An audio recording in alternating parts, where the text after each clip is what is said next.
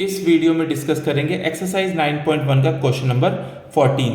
तो चलिए क्वेश्चन पढ़ के पहले रफ फिगर बनाते हैं, उसके बाद मैं आपको फेयर सॉल्यूशन समझाऊंगा। क्वेश्चन कह रहा है अ 1.2 मीटर टॉल गर्ल, एक गर्ल है कोई 1.2 मीटर, मान लीजिए ये गर्ल है, इसको ले लेते हैं, मान लीजिए सी डी एक लाइन खींची है मैंने, ये गर्ल है 1.2 मीटर टॉल गर्ल है। Spots a balloon moving with the wind in a horizontal line at a height of 88.2 metre from the ground. क्या कह रहे हैं, इस गर्ल ने, यहाँ पर ये गर्ल अगर यहाँ से देखती है एक बैलून को, मान लीजिए ए पॉइंट पे एक बैलून है, इस बैलून को देखती है, बैलून ग्राउंड से कितना ऊपर है 88.2 metre. The angle of elevation of balloon from the eyes of the girl at any instant is 60 degree. देखिए इसमें एंगल ऑफ एलिवेशन जो बना, यहाँ से जो एंगल, ये गर्ल है, ये यहाँ पॉइंट पे, यहाँ पर बैलून है, इसको देखती है, ये है 60 degree. After some time the angle of elevation reduces to 30 degree. Find the distance travelled by balloon during the interval. क्या कह रहे हैं, कुछ टाइम बाद क्या हुआ, बैलून ए पॉइंट से मान लीजिए बी पॉइंट पर आ गया, तो अब जो एंगल ऑफ एलिवेशन है, जो यहाँ पर हमारा एंगल ऑफ एलिवेशन है इस पॉइंट पर, ये है 30 डिग्री, राइट। ये बैलून भी हाइट तो यहीं ग्राउंड से इतनी ही ऊपर होगी 88.2। आपसे पूछा है बताइए ये डिस्टेंस कितना है, ए से लेके बी तक जो बैलून मूव किया है, इसको अगर हम ज्वाइन कर दें, मान लीजिए यहाँ पर हम इसे एक पॉइंट कह देते हैं ई जी, तो ये पॉइंट आपको पता करना है ए बी, जो कि किसके इक्वल होगा, ई जी के।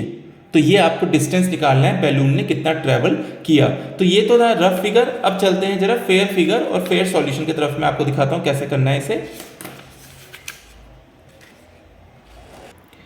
ये है आपकी फिगर, यहां पर ये गर्ल है 1.2 मीटर टॉल की सी डी। ये बैलून पहले यहां था ए पॉइंट पे, उसके बाद चलेगा बी पॉइंट पे, और ये हाइट कितनी है ग्राउंड से 88.2। अब देखिए आपको निकालना क्या है, ए से बी। पहले समझते हैं कैसे इस क्वेश्चन को हम करेंगे। ए से बी निकालना है, यानी कि ई से जी निकालना है, क्योंकि ये डिस्टेंस और ये डिस्टेंस बराबर ही है, दिख ही रहा है वो तो डायग्राम से। तो ई जी हमारा कैसे निकल के आएगा, अगर आप इस ट्राइंगल को देखें बी सी जी, इसमें अगर मैं पूरा सी जी फाइंड कर लूं, उसमें से सी ई को माइनस कर दूं, इस पूरे सी जी में सी ई को हटा दूं, तो क्या आएगा मेरे पास, ई जी। तो सबसे पहले क्या फाइंड कर लेते हैं, सी ई निकाल लेते हैं, उसके बाद सी जी निकाल लेते हैं। सी ई देखिए किस ट्राइंगल से आएगा, इससे ए सी ई, क्योंकि सी ई किसकी साइड है, ए सी ई ट्राइंगल की। तो इस ट्राइंगल से निकालते हैं हमारा सी ई। कैसे निकलेगा, देखिए ये है परपेंडिकुलर, ये 60 डिग्री है, इसके सामने जो ए ई है, ये क्या हो जाएगा हमारा, ये हो जाएगा हमारा परपेंडिकुलर, ये साइड है परपेंडिकुलर, नीचे है बेस। 60 के जो सामने है ये है परपेंडिकुलर ए ई साइड। अब आप देखिए ए ई कितना होगा, ए ई होगा, ये टोटल है 88.2, नीचे 1.2, तो ये जी एच भी कितना है 1.2। 88.2 से 1.2 माइनस करेंगे तो हमारा बी जी, या फिर आप कहिए ए ई साइड आ जाएगा। चलिए करके देखते हैं। आप इस ट्राइंगल से स्टार्ट करते हैं, इन ट्राइंगल ए सी ई आपने क्या किया, tan 60 इज इक्वल्स टू कितना होगा, perpendicular upon base, tan 60 is equals to perpendicular upon base. Perpendicular A E है, बेस है सी ई, तो tan 60 होता है √3। ए ई कैसे आएगा, ए ई आएगा आपका कैसे, A F minus E F. इस टोटल में से ई एफ को हटा दीजिए। टोटल कितना है, देखिए टोटल था पूरा 88.2 नीचे तक, 88.2 minus E F. E F कितना है, देखिए ये दिया था सी डी 1.2, तो ई एफ भी कितना होगा आपका 1.2, तो माइनस कर दिया 1.2 अपॉन में सी ई। सी ई हमें फाइंड करना है। तो आगे बढ़ते हैं, आपका यहां से आप करेंगे √3 इक्वल्स टू 87 अपॉन सी ई। सी ई इधर चला जाएगा, √3 नीचे आ जाएगा, तो आंसर आ गया C E is equals to 87 upon √3। नीचे √3 नहीं रखते हैं, तो अगले स्टेप में रैशनलाइज कर लेते हैं। कैसे करेंगे, मल्टीप्लाई करेंगे √3 अपॉन √3 से। इससे फायदा क्या होगा, ऊपर हो जाएगा 87 इंटू √3, नीचे √3 मल्टीप्लाई होकर आ जाएगा 3।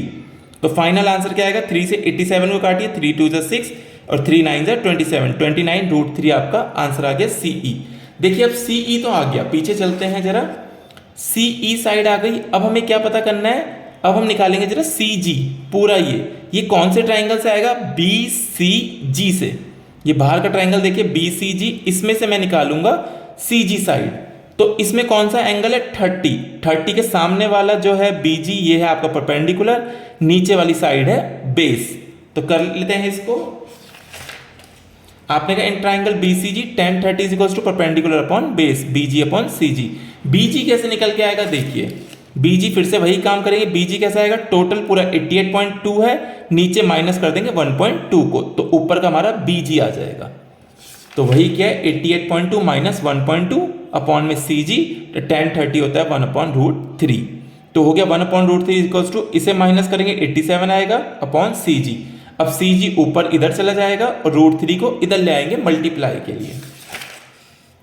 तो आपका CG कितना आ गया 87√3। तो ये CG निकल गया। अब आप निकाल सकते हैं डिस्टेंस ट्रेवल्ड बाय बैलून। अब देखिए जरा एक बार फिर से हम डायग्राम में चलते हैं जरा। आपके पास CG भी आ गया है और CE भी आ गया है। तो पूरे CG में से CE को अगर आप हटा देंगे तो आपके पास ये आ गया EG मतलब A से लेके B तक का डिस्टेंस, वही तो E से लेके G तक का होगा, दिख ही रहा है सेम डिस्टेंस है। और वही डिस्टेंस क्या है, distance travelled by balloon. Balloon यहां से यहां तक गया था, वही निकल के आ जाएगा। तो हमने कहा डिस्टेंस ट्रेवल्ड बाय बैलून कितना, EG is equals to CG minus CE।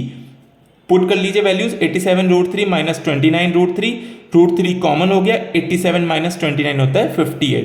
तो आपका आंसर आ जाएगा, नीचे आप लिख सकते हैं therefore distance travelled by balloon is 88√3 metre. Metre लिखना मत भूलिएगा, यूनिट लिखना बहुत इंपॉर्टेंट है। तो आई होप आपको ये सॉल्यूशन समझ में आया होगा। नेक्स्ट क्वेश्चन के सॉल्यूशन के लिए मिलते हैं नेक्स्ट वीडियो में।